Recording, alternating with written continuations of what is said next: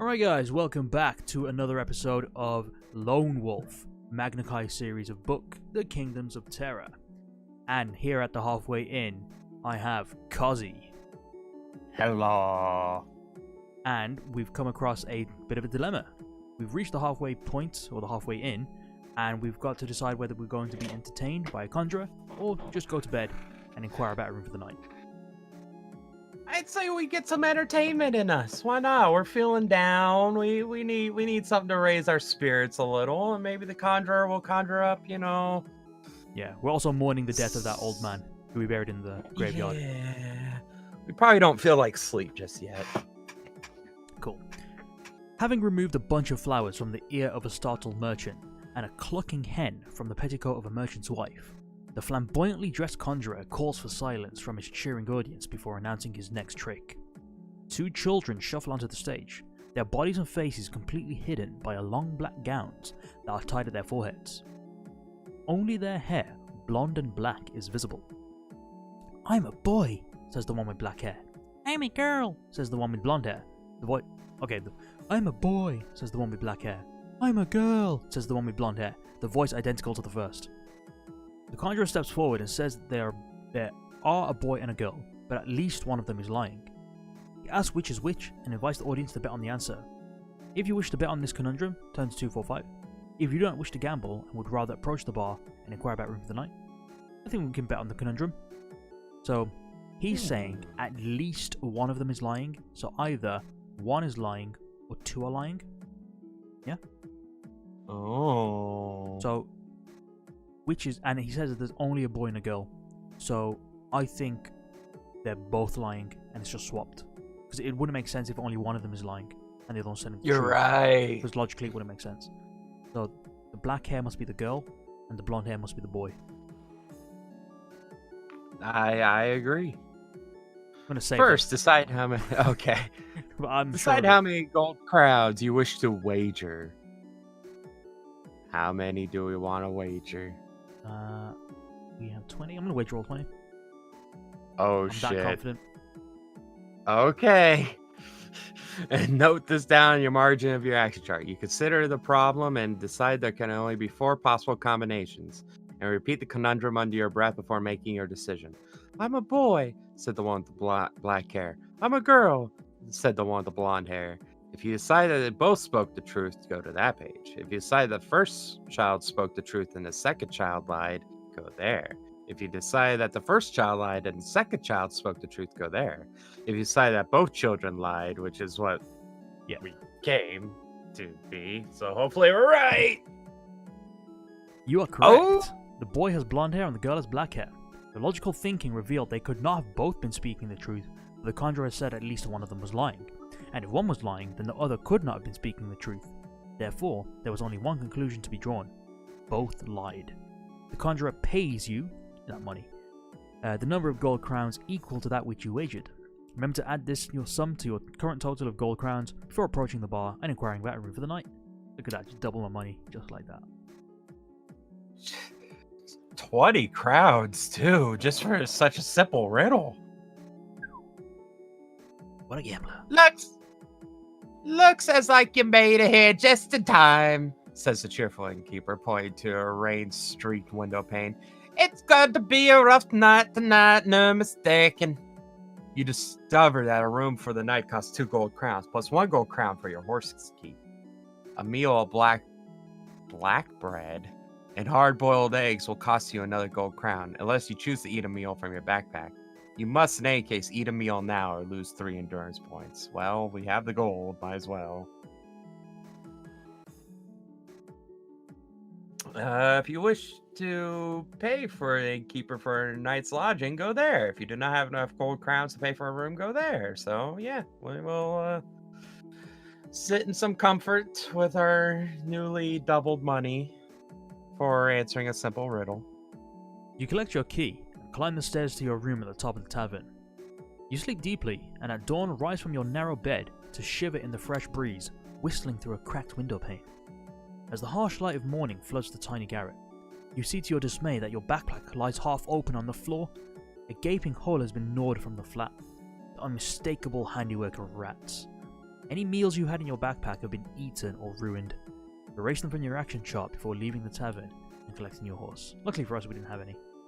Yeah, thank God they didn't fuck with the potions.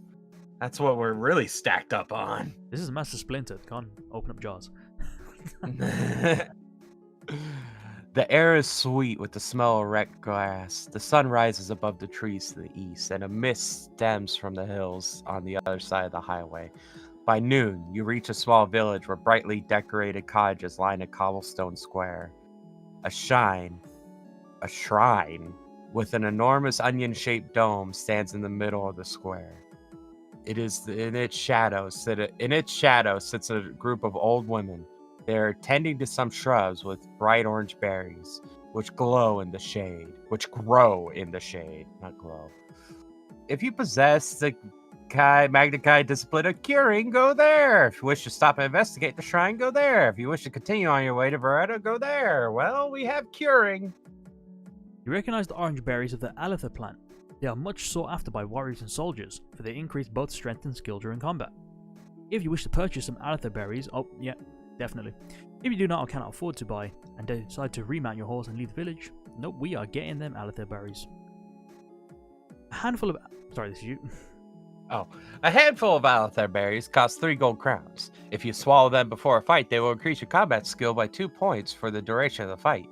You may purchase up to 3 handfuls of Alitha berries. Each handful counts as 1 backpack item, but you cannot swallow more than 1 handful in any one combat. When you have concluded your purchases, you remount your horse and leave the village. We've got lots of Lamspore. Yep.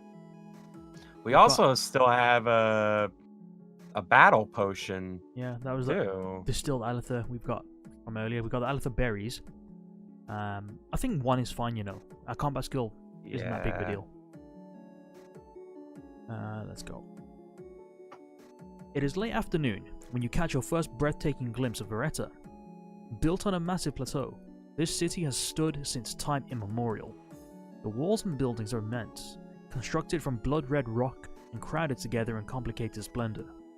Great stone dragons writhe along the battlements, their coiled tails entangling the gatehouses and portals of the outer wall, and spirals of smoke rise from the mouths of angry-faced gargoyles, crouching like spies on top of the roofs and towers that fill the sky. Take a look at this picture. That's a cool visual that they got smoke coming out of gargoyles' mouth. Oh yeah, didn't notice that. Or snout. And then, was that a tongue? The smoke or tongue? I think that's a tongue. That's a tongue, and that's a that snout. bottom part. Yeah. Yeah. Some goofy looking dragon. Oh my god, look at that guy's feather. Flipping neck. Feathering around. Oh my god. Those feathers look too perfect. So handsome. Not that I'm gay or anything. So kawaii. The sun has set by the time you reach the east gate. The red-coated guards offer no challenge, and you pass into the wide streets of this magnificent city, to arrive eventually at a quadrangle. A pillar of red stone indicates the names of the streets that lead away from the square. If you wish to go north into Helen Way, if you wish to go west to Coach House, if you wish to go south to Flute Street, if you decide to go east along the street down which you have just ridden, then 238. Does it name the street? Does it name the street? I know we're looking for Brass Street, but I don't... Wait, we're not in that town yet, are we? Don't think so. I never made a note of it. I can't remember what he said. I don't know. Which way do you think we should go? Let's go to Flute Street. Maybe we can buy a flute. Okay. Why not? The street is narrow and crowded with all manner of fighting men. Mercenaries from the south who have come to Varetta. Oh, we are in the town, so we are searching for Brass Street. In search of employment. They fill the tiny alleyways that branch off from the main street, and the air is full with their noisy banter. The smell of food mingles with the odor of sweat and leather, and flickering lanterns swing in the chill night's breeze. Nobody pays attention to you, and you follow the winding cobblestones without any hindrance until you reach a magnificent, half-timbered building. Large bow windows display eye-catching assortment of creatures of all shapes and sizes, stuffed or mounted on wooden plaques. A sign by the door reads, Chadda, taxidermist. If you wish to dismount and enter this fascinating shop, go there. If you wish to continue along the winding street, go there. I want to spend my winnings. I'm gonna go in the shop. You want to get a stuffed creature of some kind? Hell yeah. The shop is filled with a fascinating collection of stuffed creatures, each one in a lifelike pose and displayed in a realistic setting. A two-headed wolf stands guard at the entrance to a cave. A Baknar lies on a snowy ledge, and a desert Gunti drinks its fill from a sculptured oasis of sandstone and toa trees. You're examining the beautifully preserved head of an Ithakar when you hear a soft, cultivated voice behind you. Good evening, sir. Welcome to my establishment. A tall, aristocratic man, dressed in a richly embroidered robe, steps forward and bows. He is clearly impressed by your interest in his work, and offers to conduct you on a brief tour of his shop. If you wish to see more of the fascinating taxidermy, turn 345. If you wish to decline his generous offer and leave the shop, turn to 149. I'm gonna save because this guy seems a bit dodgy. Oh, you tend to have good sense with this. The man delights in showing you his work, which is excellent. Many of his exhibits were caught on hunting expeditions, either by himself or by clients who wished to preserve their kills as trophies. Several trophies have been expertly restored to cover the evidence of wounds or severed limbs. He offers to show you his workshop where these miracles of taxidermy are carried out. If you wish to see the taxidermist workshop, go there. If you wish to decline his offer, go there. Oh, it doesn't make us a fucking stuffed animal. not, not you, cat. I wasn't gonna taxidermy you. No, not you, Jubilee. You're fine. You're safe. I will protect you. You follow the man through the curtained archway to a high vaulted chamber that reeks with the pungent smell of preservatives and dead bodies. Several carcasses of exotic animals hang from hooks in the ceiling, and dissected heads destined for trophy plaques are laid on the large workbenches. The man opens an ornate rosewood chest and produces a silver tray on which stands a ruby glass decanter and 2 crystal goblets. He fills the goblets with wine and offers one to you, saying that the wine will help you forget the unpleasant smell of the workshop. Dude, this stinks. This stinks so fucking bad. It reeks of a fucking... He wants to stuff us. I know it. I fucking know what this guy is thinking, you know. Oh no, we have walked into a horror movie situation, but I still think we should drink the wine. Yeah, have you seen how many chances we've been offered to leave the taxidermy? Every single time we've had a chance to leave, and we just keep going further and further. Dude, go down this rabbit hole. The wine smells delicious. The taxidermist must hold you in very high esteem for the wine as good as this is expensive and rare. If you possess the kind discipline of curing, go there. If you do not possess the skill, drink the wine and go there. Oh, I'm so glad we got this. Your Magnikai discipline makes you sensitive to the faintest aroma of gallow brush. It is commonly called sleep tooth in your homeland of Summerland, but the crushed thorns of the gallow brush briar make a very powerful sleeping draught. For some unknown reason, this man is trying to make you unconscious. If you wish to draw your weapon and attack him, turns 277. If you wish to throw down your goblet and leave, we're attacking this motherfucker. Oh, we are? Okay. Yep. The man's reactions are lightning fast. He hurls the silver tray at your head and escapes through the curtained arch at the back of the workshop. If you wish to give chase, go there. If you decide to leave him, go there. I'm going after Let him go. Fuck no. Oh, yeah. Go after him. I meant let him go. when I not leave him, but yeah. Moving aside the curtain, you rush into a small room full of storage cupboards and work tables. You cast your eyes around the workshop annex, but there's no sign of the man. He's vanished. If you have the Magnikai discipline of divination or hunt mastery, turn to 208. He has not vanished. He's ready to attack us. Yep. Your Magnikai discipline reveals the man's hiding place. He is crouching behind the work table to your right. Suddenly, he jumps up and hurls a glass flask at your face. But forewarned by your Magnikai skill, you are prepared for this ambush. You duck and the flask whistles overhead and to smash against the far wall. A bubbling hiss fills the air as the contents of the flask corrode and dissolve the plaster. With a flurry of vile curses, the man unsheathes the rapier and attacks. This guy's Wish to evade combat at any time. I give him 1 round. This fucker is gonna get the fucking entire wrath of Sommerland brought down on him. Actually, I want him to live so I can hit him some more. I hate you so much, I want to hit you again. That's it, motherfucker. Win the combat. Time to loot a body. Chanda gasps and shudders as your final blow robs him of all his strength. He tries to curse you, but the words stick in his throat. Fuck. Ragnar Lokar, okay? As he fights to speak, he stumbles and falls dead at your feet. You turn him over with the toe of your boot and make a quick but thorough search of his body. We discover a pouch containing 10 gold, a potion of Lamspur. Well, we've lost some, so let's drink and take. A map of Varetta. Well, that's useful. Yeah, Nice. we could use that. Mark this as a special item in your action chart. You may take any of these items as you wish and leave this at your shop. The dim glow of a street lantern. In the dim glow of a street lantern, you unfold the map of Varetta and study its complicated network of roads and alleys. Mark this as a special item on your action chart. Brass Street is located on the far side of the city, close to the west wall. Suddenly, a bell tolls, its dull clang echoing among the rooftops and towers. It is the curfew. Everyone must be off in the streets within 1 hour. You will never reach the far side of the city in an hour, so you resolve to find a tavern for the night and resume your quest at dawn.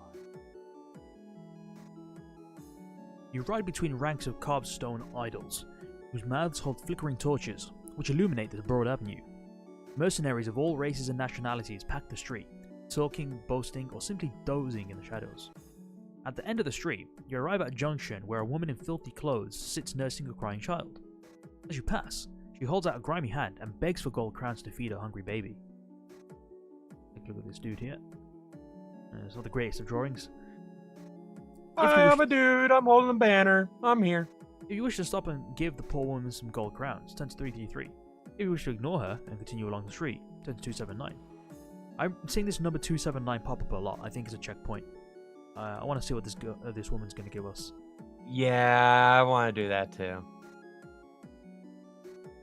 You're about to place a gold crown in the woman's hand when a man appears as if from nowhere. He slaps her grubby palm with his studded gauntlet and bellows, "Begone, ye thieving hag!" The woman's eyes flash angrily as she nurses her bruised hand. If you take exception to this and wish to attack the man, turn there. If you wish to demand an explanation for his actions, go there. If you decide to run away and avoid the confrontation, go there. I want to know what. I don't want to attack him because there might be a reason for this. I want to know what's going on. Yeah. The man grasps the woman by the wrist and uncovers the arm cradled around her baby. Last between her fingers is a hat pin with which she pricks the baby's skin to make it cry. You'll be begging in the streets yourself before dawn if you be taken and be the likes of her, he says. The woman pulls free from his grasp, curses, and disappears among the scruffy crowd of mercenaries wandering the street. "What do you serve?" asked the man, his brutal face framed by a closely cropped red beard. "Or do you come in search of a captain, eh?"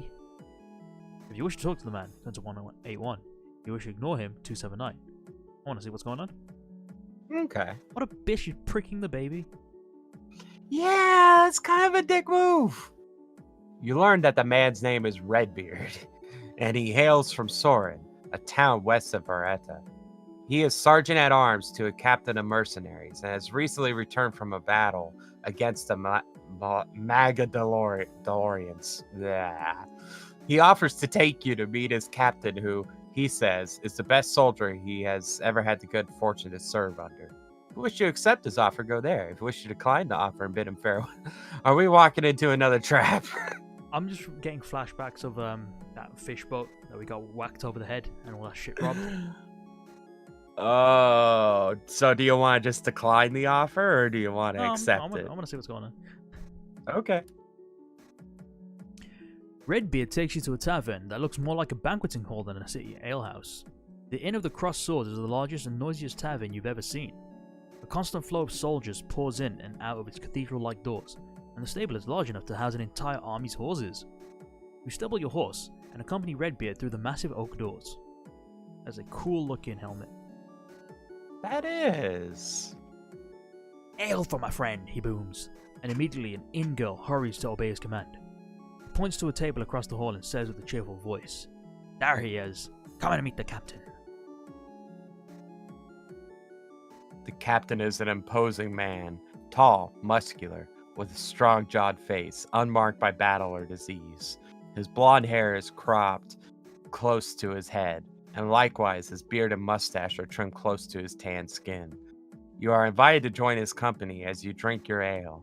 You listen to their proud talk of war, of victories, of loot and wages, but never of defeat. The captain and his men have grown tired of the war in the north. Prince Geneva of Halen is Janviel. close. Janviel Yeah. of Helion is close to ruin. Having sold all he owns to pay for a war against the Baron Maghal, Maghal, Of- I think. Maghal of Carcast, he cannot hope to win. The prince's troops are demoralized and his mercenaries desert him at the first opportunity. You learn that the captain is recruiting men for a campaign in the south. The war between Salonoi and Slovia has reached a boiling point, and there is much gold to be had in the service of the Salonese prince Ivan. Evan? Eowyn? Eowyn? Evan? Evan, I don't know. Evan. Evan. When he besieges the city of Tekaro.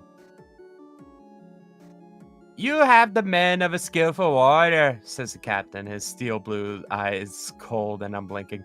Why not join my company? I have a need of fighters, and I pay with gold, not promises.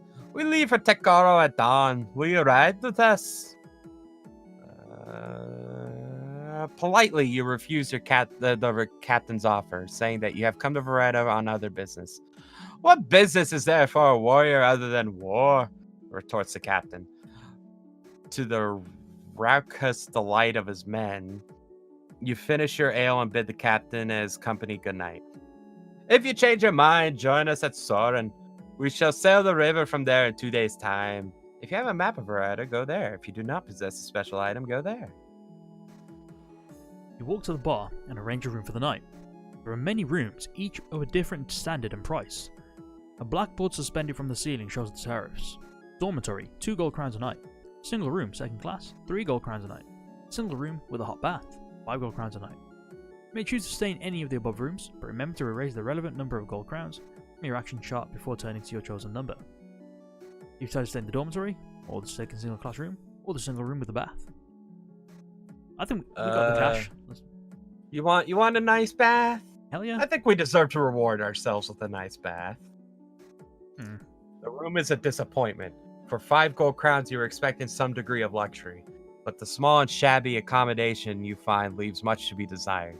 Steam rising from an open-top barrel in the corner of the room clouds the air. At first, you think it must be some form of heating until you discover it is full of soapy water and realize this is, in fact, your hot bath. The meager luxuries of Varetta do not come cheaply. You bathe before settling down for a good night's rest, but in the middle of the night, you are awoken by a bright light. A shooting star of sun-like brilliance over the city, shedding a rainbow of color across your drab room. You watch as the star slowly fades, and then settle down to sleep once more. It seems that you have only just closed your eyes when a loud and loathsome clang of the tavern bell fills your ears. All awake, a new day dawns, my fine brave lads, as the voice of the tavern innkeeper echoes through the inn. You gather your equipment and collect your horse from the stable. The night's rest restores 3 endurance points. Make the necessary adjustments to your action chart before setting off on your search for Brass Street. Oh, that room sounds like shit. I'm giving it 0 stars. Yeah, we for 5 gold crowns, there should have been a real bathtub and maybe even someone to bathe us. Yeah, I want one of them poor girls to come up and give me a nice bath. Yeah. Offer her a few extra gold crowns. Yep, for some extra additional services. As you ride west along the wide avenue of weathered redstone, You take in the early morning sights of this magnificent city.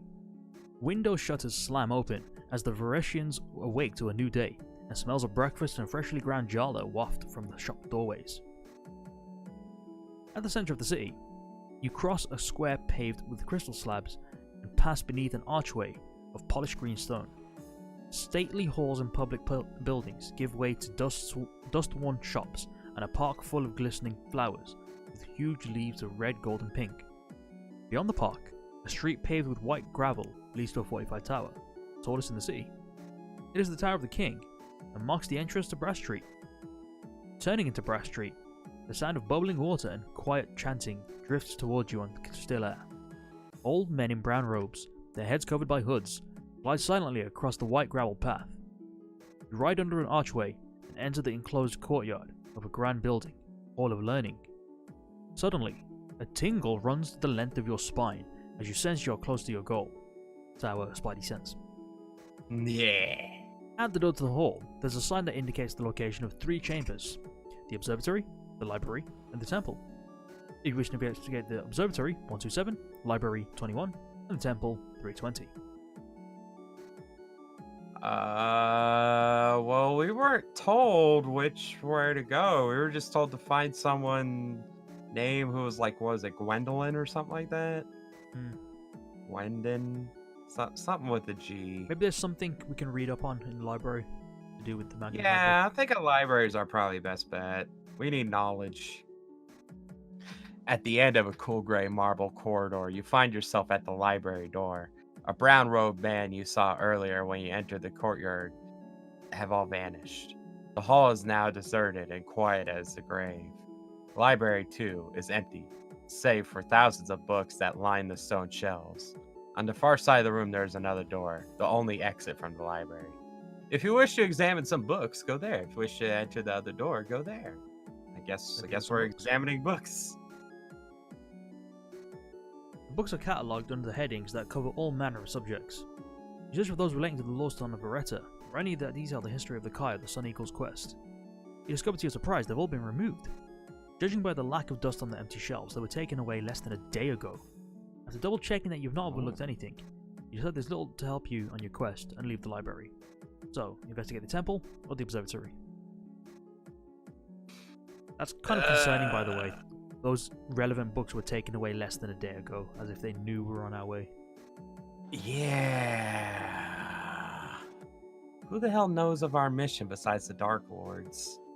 I want to get a good look. I'm thinking the observatory. Think observatory? Okay. Observatory sounds the most interesting. The door clicks shut behind you. It takes a few seconds for your eyes to grow accustomed to the dimly lit interior. But the room appears to be the antechamber of a large hall. Following the faint sound of voices, you pass through an archway along a corridor and into the main hall. Gathered about a circular table of gleaming steel, a group of elderly men are poring over books, star charts, and astral maps. Engrossed in discussion, the globes of blue-white fire hang motionless in the air above them to illuminate their work. The old men do not see you until you are close to their steel table. Their reaction to your sudden appearance is astonishing. They look as though they have seen a ghost. There are yelps of shock and startled expressions. Sweat forms on their brows. The sight is too much for one old man, who swoons and faints, falling limply across his books and maps. Only one man remains calm and collected. Take a look at this. Look at this guy's like completely dumbfounded. Like, what the fuck going on here?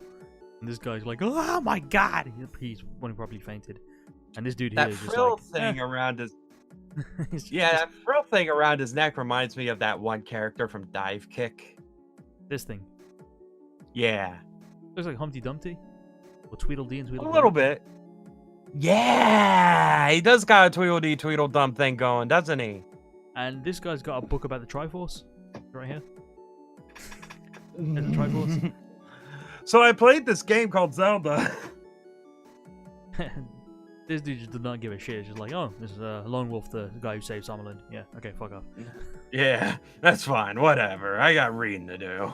It seems like in all these funny pictures, there's always two people doing something like hilarious. And then there's one guy who's just like, yeah, whatever. I don't give a fuck about you. If you ever have visited the hut on Raiders Road in previous Lone Wolf adventure, go to that page. Oh, okay, apparently we Did we? Yeah, I guess we did. What's on Raiders Road? We visited loads of huts.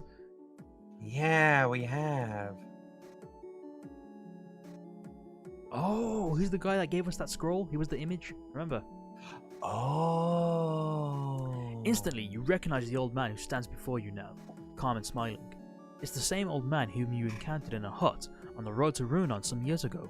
The same man who handed you a scroll that foretold the dangers of the Chasm of Doom.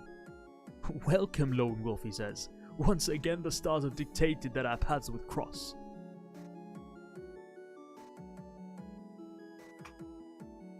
Calm yourselves, my brothers. It is he. It is the Kai Lord. Slowly, as the startled old men regain your composure, their shocked expressions change to ones of odd reverence. I am Gwendolyn, says their leader. We have been expecting your arrival. He points to the charts that cover the table to a massive telescope that is fixed to a platform in the dome ceiling. The stars divine the shape of things to come. They are our advisors. We know of your quest for the Lorestone. We know that it is the true quest that we pledge our help. But there are many of our brethren who fear its power. They choose to ignore the wisdom of the stars, and they have pledged themselves to a foolish and dangerous vow to keep hidden the location of the Lorestone and kill all who seek it, for fear they will use it for their own ends. Suddenly, his words are cut short by the beating of fists against the observatory door. Your horse has been discovered. Give him to us! Shouts a chorus of angry voices. Quickly, we must leave, says Gwynnian. And he ushers you into a smaller room. A hidden catch is pulled, and a secret panel opens to reveal a passage. As you follow the sage and his companions into the darkness, you hear the door of the observatory splinter and break. The passage leads to a vaulted cellar. It's cold and as silent as a tomb. Gwynnian talks with his brothers, who then hurry off towards a distant portal. As they disappear into the dark, he returns to your side, his face somber but composed. The Lorestone of Varetta is hidden in the crypt of the Cathedral of Tekaro. This key will unlock the tomb in which it lies. He produces a silver key from his sleeve and gives it to you. My brothers will provide a swift horse for your journey. When the observatory clock strikes midnight, enter the portal and follow the passage to the end. It basks beneath the city wall, and your horse will be waiting where the passage comes to the surface. You are welcome to take any items you require from the cellar that may be of use to you in your quest. May the gods protect you, Lone Wolf. You nod your thanks and watch as Gwynnian disappears into the portal. The cellar is well stocked with provisions, and you find the following items that could be of your use.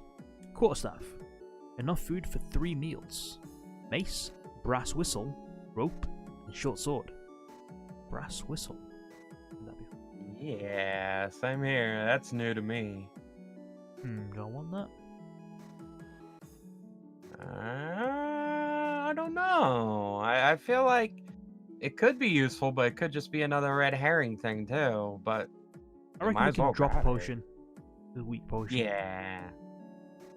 Use it up. For the brass whistle. Oh shit, the brass whistle's a special item. Okay, let's take some of this. Okay. Rope. Guess we'll take a meal. Yep, take a meal. When the observatory clock strikes 12, you are poised and ready to enter the portal. You follow a dry stone passageway until you arrive at an iron door. It opens with a grating squeal, and a gust of damp earthly air mixed with strange sweetness bellows out before you. A narrow stone stairway twists away into the darkness. You are forced to tread carefully on the green and slippery steps. At the bottom of the stairs, a rough-hewn tunnel disappears to the west. You press on and eventually arrive at another iron door. Gwynnian has kept his word, for beyond the door... fucking screensaver. You arrive eventually at another iron door. Gwynnian has kept his word, for beyond the door awaits a fine liver chestnut mare. saddled and ready to ride. You are in a small copse close to the highway junction, and in the light of the moon, you can see a signpost that indicates two destinations, Armory and Soren. Consult the map before deciding which way to go. Soren's the place where those mercenaries that want us to meet. Yeah, that's where the war is happening. Armory kind of sounds like armory. We get some more weapons. And we got Yeah, I was thinking the same thing.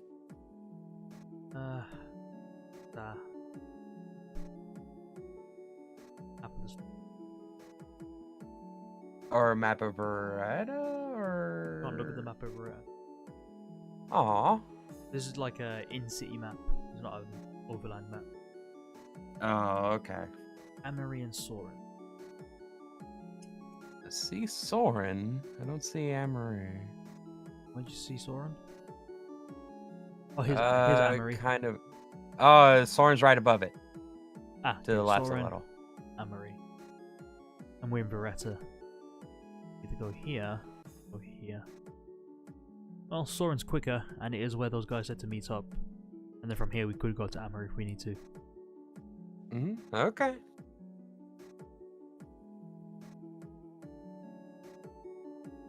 The night passes without sleep. The howling wind of the Varetian plain is your only companion as you ride along the long straight moonlit highway to Soren. When dawn finally breaks, you find yourself on the outskirts of a small and undistinguished hamlet of half-timbered buildings, whose only unusual feature is a bronze statue of a roguish-looking young man that stands in front of the blacksmith shop. If you wish to examine the statue, 220. If you decide to ignore it and continue on your way, 23.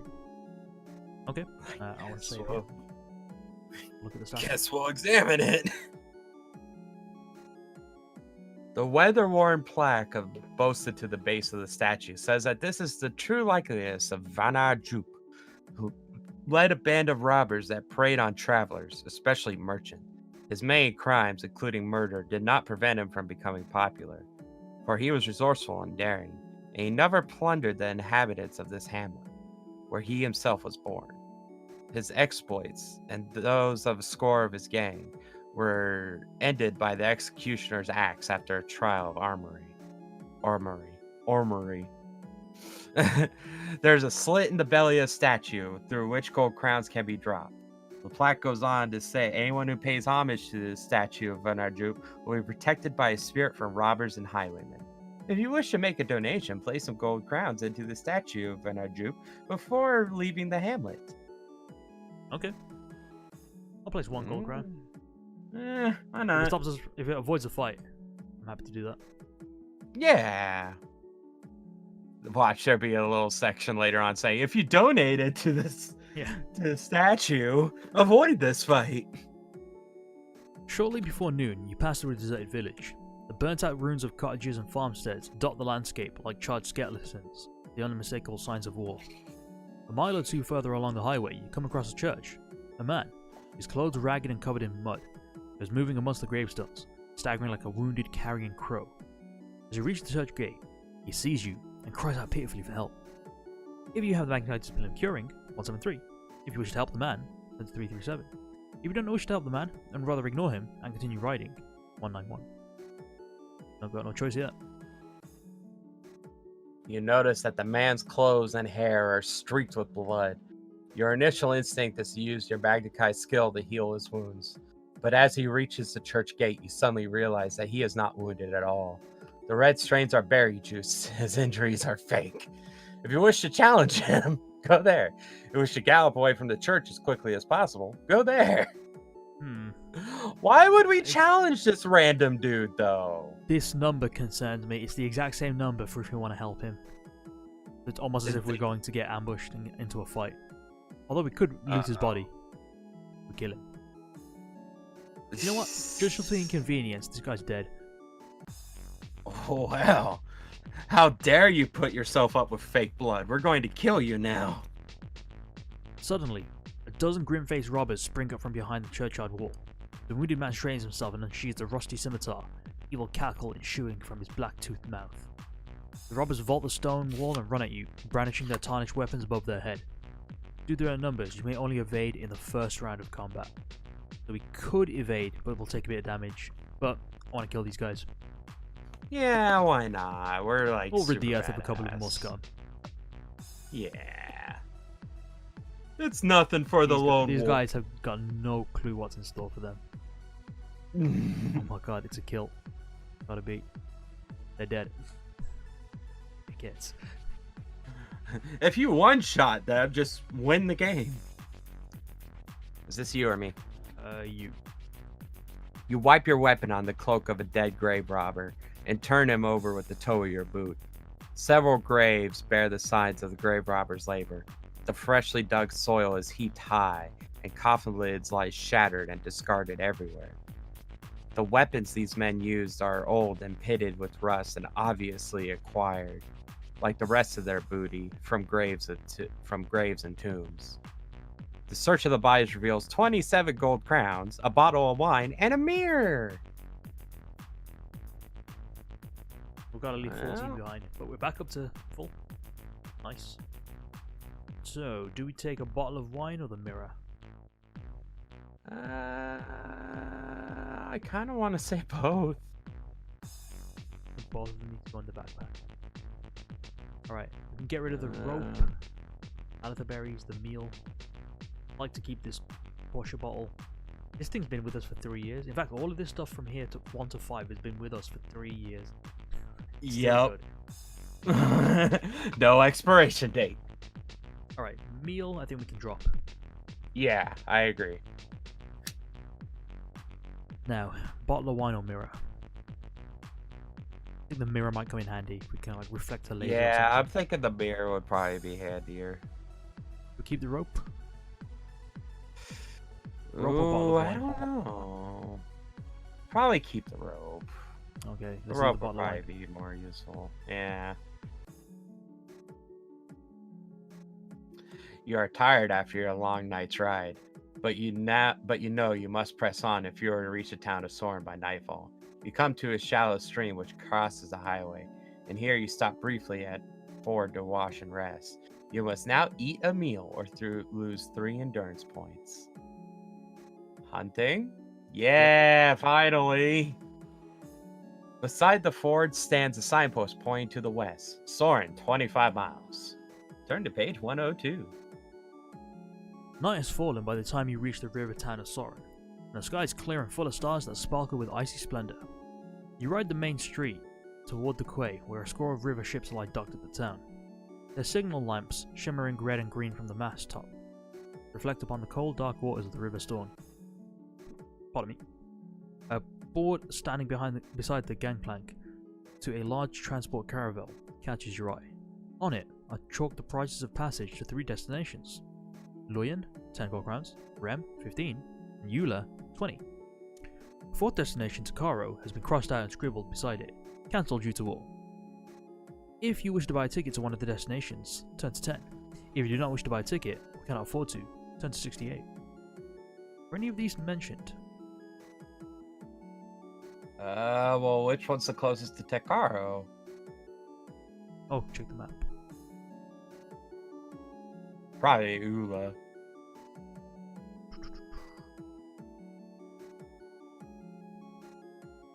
Luyen, Rem. What was the last one? Ula, which is south of that. Eula. This one. Right. Yeah, Tekaro is right next to that. We're in Soren. But those guys said to meet up in Soren. I want to investigate here a bit more. See if we can get Oh, those you pirates do? on our side.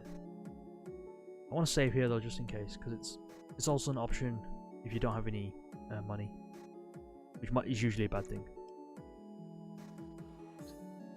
As you ride along the quay, you study your map of Storlands for an alternative route to Tekaro. There are 2 roads that will take you there. The mountain highway through the center's Via Rim, or the valley highway through the Armory and the forest of Ula. Lack of sleep and your fatigue from your long ride cloud your mind, and you decide that your first priority must be to have a good night's sleep. The Quayside Tavern displays a sign promising the most comfortable beds in all of Soren. This is all you need to be persuaded to stable your horse and enter its doors. That's the same picture as before. Yeah, it is. Loud and raucous laughter greets your tired ears as you enter the Stoneside Tavern. A motley throng of drinkers, overdressed and overarmed, prop up the bar along the back wall. Suddenly a voice calls out to you and you raise your weary eyes. It is the captain, the mercenary leader you met at the Inn of the Crossed Swords. "Well met, my friend," he cries, and slaps you enthusiastically on the shoulder. "So you changed your mind. You've come to join my band of fearless fighters." Before you have a chance to reply, a foaming tankard is thrust into your hand. "To the battle and a full purse," he shouts, and his toast is echoed by a score of drunken voices. The captain and his men are bound for Eula, aboard the riverboat that leaves at midnight. If you sail with them, he'll pay for your passage. If you wish to sail with the captain at midnight, this is exactly what I was looking for. And if you wish to make your own way to Takara by road, yep, I'm gonna go with a company of pirates. Or whatever the hell these guys are. Mercenaries.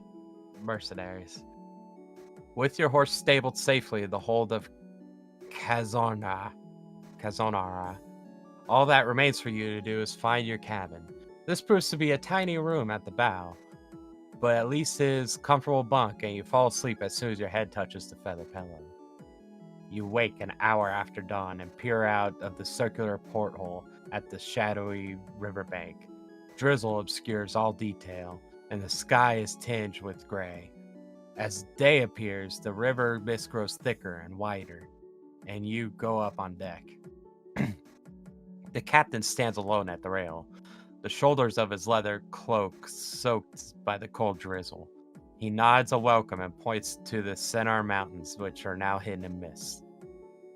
"This foul weather robs us of the landmarks, but by my reckoning, we should be allured by noon." You stare through the gray, damp air and pull your cloak closely around your shoulders. If you have completed Lore Circle Solaris, that is, you possess Magpie disciplines of invisibility, hunt mastery, and pathmanship, go to that page. If you have not completed this Lore Circle, go to that page. Oh, I forgot to mention, Hunt Mastery appears in both this circle and this circle. Double count. That's cool. Don't have it. Suddenly, there's a tremendous jolt and you're thrown headfirst against the rail. Endurance points. The squeaking of twisted metal and splintering wood tears through the silence as the Kazanara shudders and dips violently. The boat has hit a boom. A line of logs chained together across the river. "Hell's teeth!" cries the captain. "Have we run aground?" The words leave his lips. A grapnel and rope drop from the sky and bite into the ship's rail. More follow through the mist. You can make out the shapes of longboats approaching. "River pirates!" shouts the helpman. "Prepare to repel boarders!" Further along the deck, one of the captain's men is felled by a thrown knife. His comrades rush to his aid, but now the river pirates are pouring over the side and he is trampled underfoot. "Battle order!" bellows the captain, and immediately his men respond, linking shields and holding their ground. A swarm of grim-faced pirates are boarding close by. One of their number, a lean man with only one ear and a split nose, smiles at you with anticipation. His lips drawn back from his teeth and his eyes wide with excitement. He is obviously relishing at the thought of ending your life. If you have a bow and wish to use it, just shoot him.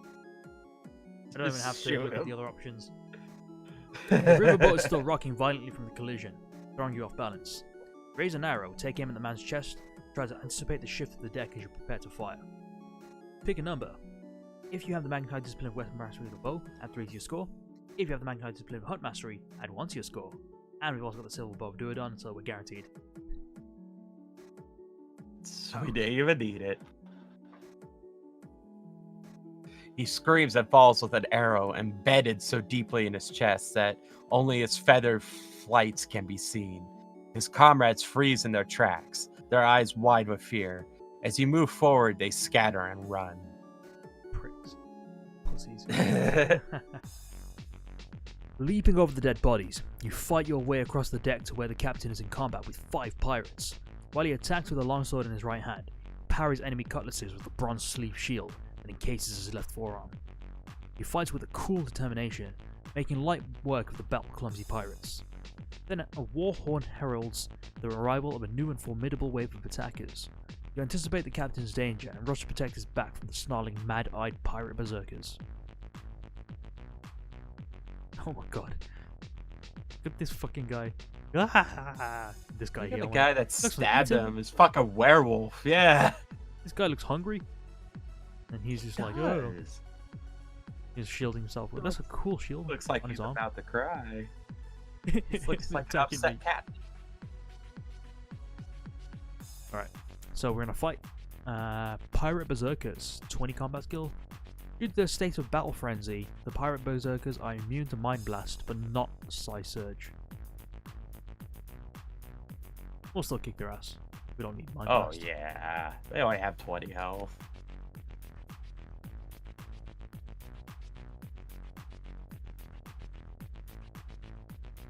Not a great Oh, start. we might have to 2-shot him.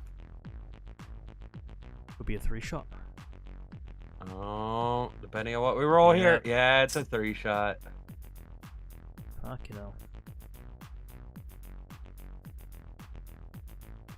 Thinking right after this, I'm gonna drink a potion.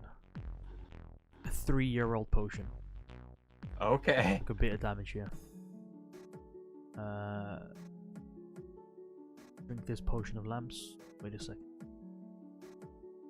21 to 25. Yep, a potion of lamps will do it. Sweet. Is this you or me? It's you. Okay. The tide of battle has turned in your favor. The pirates came in search of easy plunder, but your furious resistance had broken their nerve. They flee from the deck, scrambling into the longboats to escape. The captain follows them, hewing at them with his sword. He cuts his way to the ship's rail and grabs the pirate leader by the neck. He rams the man's head against the main mast once, twice, 3 times with a rage that splits the timber and the pirate's leather-clad skull. Ha! He cries gleefully. I've always said the Dandelions have no head for a fight. The battle ends as fucking superhero puns over here. Or not puns, but one-liners. The battle ends as swiftly as it began, with the surviving pirates melting away like phantoms into the fog. There are a few casualties amongst the mercenaries, but the boat's crew has been decimated. The pirate berserkers trapped them below decks and slaughtered them. Only one of them escaped their murderous blades. The captain takes command, marshalling repairs and overseeing the burial of the dead. As the bodies sink beneath the dark waters, the Kazanar emerges from the mist to the welcoming sight of the Lurin. Turn to page 19. Luyan, city of flowers and wine, greets you. Its towers, timbered houses, and fortified perimeter walls silhouetted against the sky. It lies in the shadow of the Cenas, at a dangerous bend where the fast-flowing storm undercuts the sheer slopes of the mountain Prindar. The captain docks at the Luin Quay for provisions, and his men busy themselves with a myriad of duties and tasks. You accompany him on a visit to the Loyan Apothecary. The entrance to this famed establishment is marked by a huge stone jar, creaking on its chains. The shop is vast, and full of things that stir your curiosity. Towers of contained liquids, mountains of coarse grain powders, and forests of roots and herbs crowd the bleached wooden shelves. The captain seeks medicines of strength and healing in readiness for the battle ahead. The herbmaster's eyes widen with delight. He reads the captain's list. They are his most expensive preparations.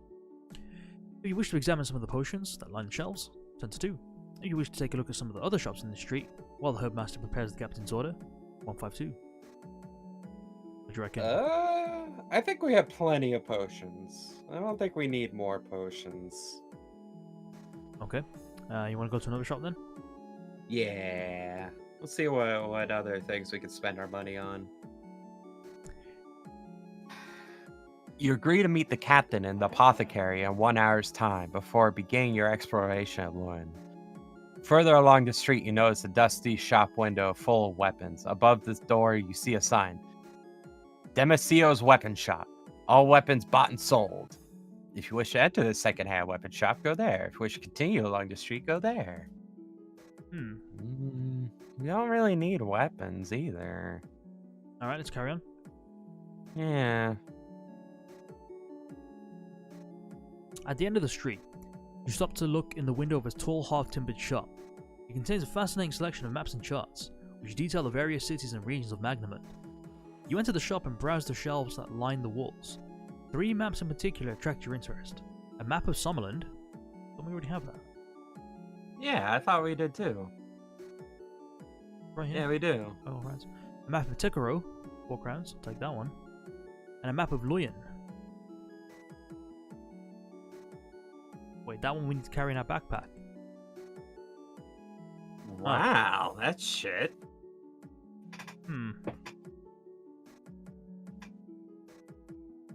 Oh, it says here the maps are backpack items.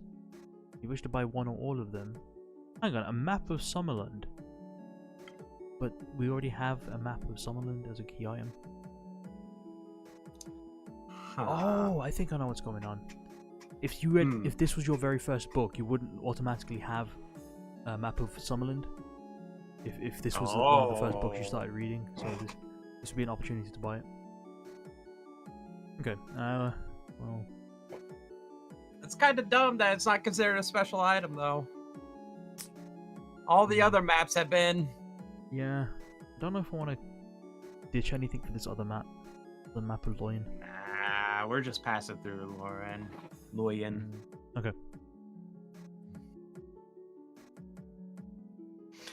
You help the captain to carry his purchases, which fill 2 large wooden boxes. As you stagger from the apothecary, he tells you he is anxious to return to the boat without delay. His men are good soldiers, but poor sailors. He fears that without his watchful eye and stern command, they will forget their work and drink themselves into a stupor. His fears are unfounded, for upon your return to the quay of Kazarnara is fitted out and ready to sail. Cast off! Booms the captain, enjoying the novelty of his new riverboat command. We'll make ground by nightfall! The captain is as good as his word, and dust settles over Storm.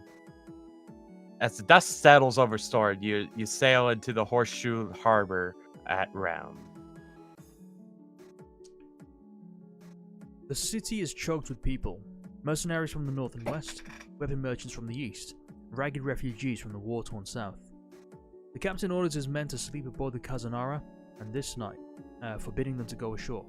But the Prince Balon of Rioma and his mercenary knights are encamped inside the city wall. A bitter and long-standing rivalry exists between the two companies. The captain wisely wishes to avoid any confrontation. Rumor has it that a number of the Stormland's most powerful princes are gathered in Rem to plot the defeat of the Slovians.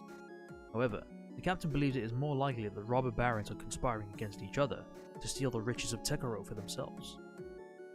You set sail at first light, bidding farewell to the slender twin towers of the Rem Citadel, which overshadows the city quay. The storm flows southwards through steep-sided fields of vines, arranged in endless straight rows, like the waves of a green sea. The weather is warm, and you spend the day on deck, watching the traffic of refugees heading north along a highway, and the strange gigantic toads, sloats, at work, pulling riverboats and barges upstream. It is late afternoon when you sight the town of Eula in the distance. You saddle your horse and shoulder your equipment as the Kazanara berths at the town's wooden pier. If you purchase a riverboat ticket for the riverboat at Soren, turn to 59. If you do not have a riverboat ticket, turn to 290. We were given a chance to purchase a ticket, were we? Not for a riverboat. No. We were given a chance, but we took the pirates' offer. Okay. Or the captain's offer. You ride into Ula at the captain's side, his banner emblazoned with the flaming battle axe fluttering overhead. The town has been turned into a huge army encampment. Its people have long since fled to the north, abandoning their homes and livestock to the gold-hungry soldiers. Men from a dozen nations rub shoulders with warriors of less than human origins, united by a common greed. The captain turns to the south, where the highway is clogged with foot soldiers. As you catch your first glimpse of Tekaro, burning beneath a pall of black smoke, your heart sink. This is where the Lorestone lies, in a city under siege from an army of 10,000 fighting men.